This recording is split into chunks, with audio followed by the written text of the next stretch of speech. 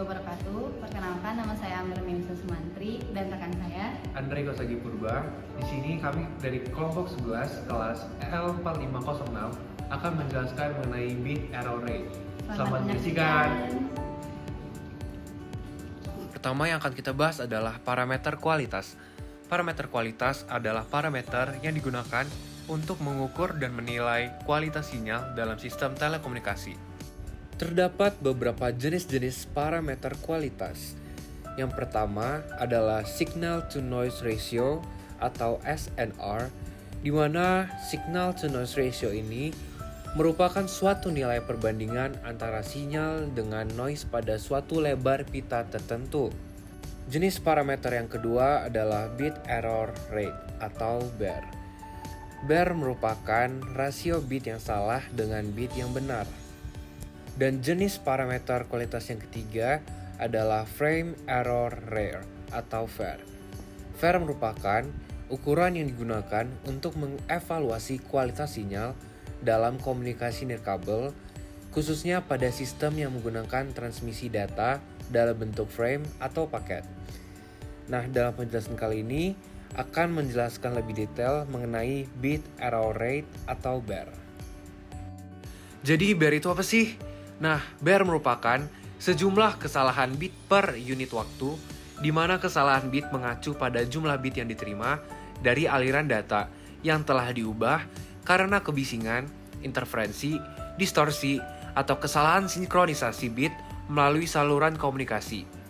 Nilai BER didapatkan dari kesalahan dibagi jumlah total bit. Selanjutnya, ada beberapa faktor-faktor yang mempengaruhi BER. Yang pertama, interferensi. Tingkat interferensi yang ada dalam suatu sistem umumnya ditentukan oleh faktor eksternal dan tidak dapat diubah oleh desain sistem.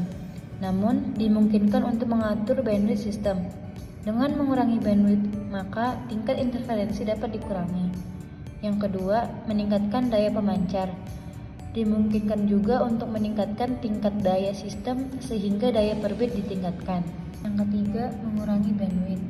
Pendekatan lain yang dapat diterapkan untuk mengurangi tingkat kesalahan bit adalah dengan mengurangi bandwidth.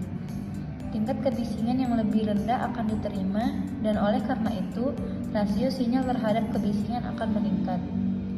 Yang keempat, modulasi tingkat rendah. Skema modulasi tingkat rendah dapat digunakan, namun hal ini mengorbankan throughput data. Selanjutnya, ada beberapa teknik umum yang biasanya dilakukan untuk meningkatkan bit error rate. Yang pertama adalah kode deteksi dan koreksi kesalahan.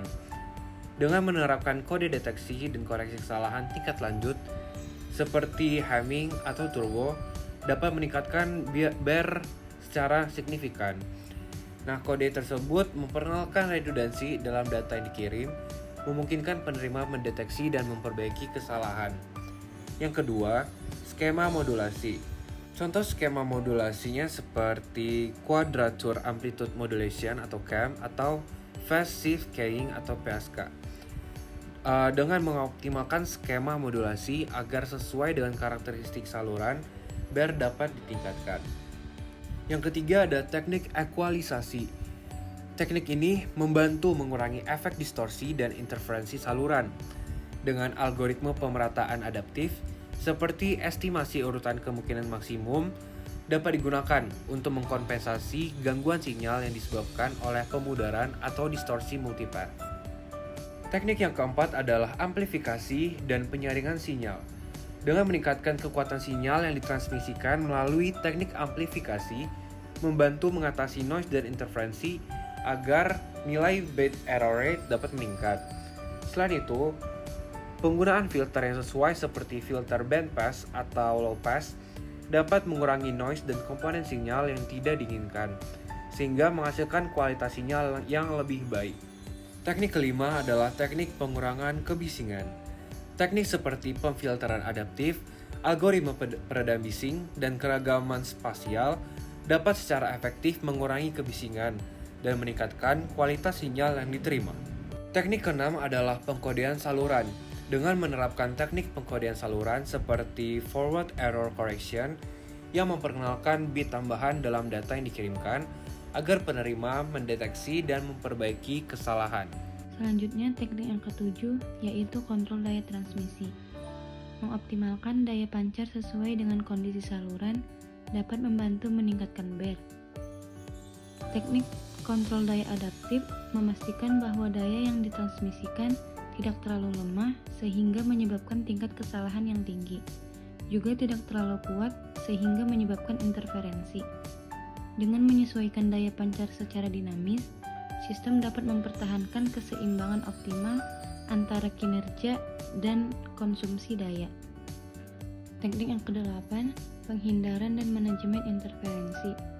Meminimalkan interferensi dari sumber lain seperti saluran yang berdekatan atau perangkat nirkabel yang hidup berdampingan sangat penting untuk mencapai BER yang lebih rendah.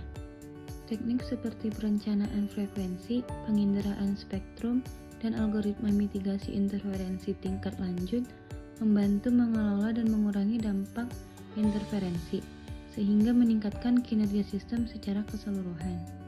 Teknik yang ke-9, keanekaragaman antena. Memanfaatkan beberapa antena pada pemancar dan penerima dapat meningkatkan kinerja BER dengan mengurangi pemudaran dan meningkatkan penerimaan sinyal.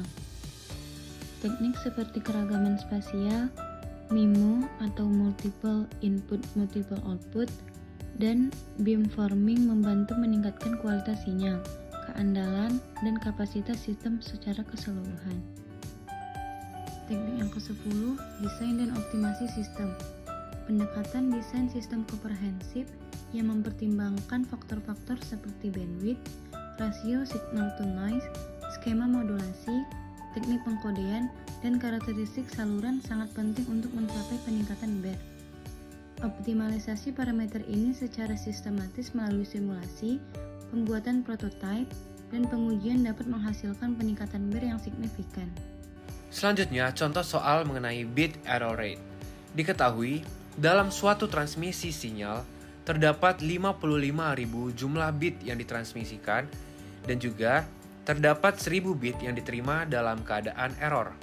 Maka, rata-rata bit error rate adalah nilai bit error rate tersebut dapat kita cari dari kesalahan dibagi jumlah total bit. Maka dari itu, kesalahan dari transmisi sinyal adalah 1000 dibagi dengan jumlah total bit yaitu 55.000. Sehingga didapat 1000 dibagi 55.000 yaitu 0,02 atau sekitar 2%. Selanjutnya ada BER atau Bit Error Rate Test. Ini merupakan prosedur atau perangkat yang mengukur BER untuk transmisi tertentu. Nah, untuk rumus BER ini sendiri yaitu BER sama dengan 1/2 dikali SNR. Untuk contoh soal BER, suatu sistem komunikasi wireless dengan SNR 40 dB, berapakah BER sistem tersebut? Nah, di soal ini tuh udah diketahui SNR-nya sebesar 40 dB. Namun, SNR ini harus diubah lagi dengan cara 40 dB sama dengan 10 log 10 SNR. Log 10 SNR sama dengan 4. Jadi didapatkan SNR sama dengan 10 pangkat 4. Atau dapat juga diperoleh dengan cara lain yaitu 10 pangkat dB per 10 sama dengan 10 pangkat 40 per 10. Hasilnya itu sama yaitu 10 pangkat 4. Nah, setelah SNR-nya udah didapatkan, kemudian kita mencari BER, yang mana rumus BER itu sama dengan 1/2 dikali SNR sama dengan 1/2 dikali 10 pangkat 4. Hasilnya setengah dikali 10 pangkat minus 4, dan untuk hasil akhirnya itu 5 dikali 10 pangkat minus 5. Berikut merupakan referensi-referensi mengenai bit error rate. Sekian penjelasan dari Kelompok 11 mengenai bit error rate. Kurang lebihnya mohon maaf. Terima kasih atas perhatiannya. Assalamualaikum warahmatullahi wabarakatuh.